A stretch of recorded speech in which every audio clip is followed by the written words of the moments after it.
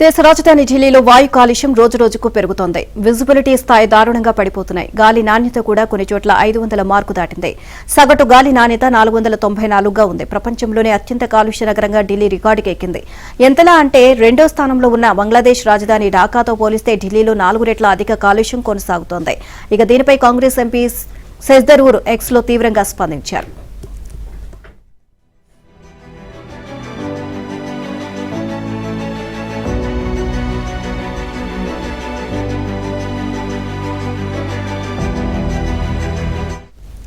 ఇలాంటి పరిస్థితుల్లో కూడా దేశ రాజధానిగా ఢిల్లీ కొనసాగాల్సిన అవసరం ఉందా అని కాంగ్రెస్ ఎంపీ శశి థరూర్ ప్రశ్నించారు.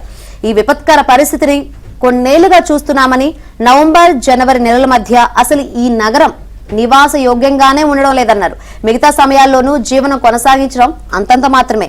ఈ పరిణామాల మధ్య ఢిల్లీని ఇంకా రాజధానిగా కొనసాగించాలా అంటూ ట్వీట్ చేశారు. కాగా వాయు కాలుష్య తీవ్రత, విజిబిలిటీ దారుణంగా ఉండడంతో ఢిల్లీలో 22 రైళ్లు ఆలస్యంగా ప్రారంభమయ్యాయి.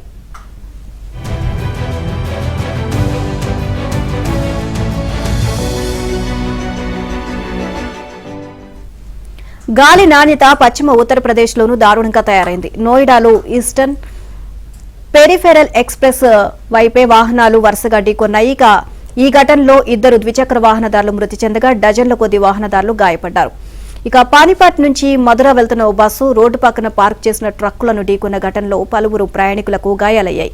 మరోవైపు మధ్యప్రదేశ్, ఢిల్లీ, హర్యానా, యూపీ, హర్యానా, రాజస్థాన్, హిమాచల్ ప్రదేశ్ రాష్ట్రాలకు భారత వాతావరణ శాఖ పొగమంచు హెచ్చరికలను జారీ చేసింది.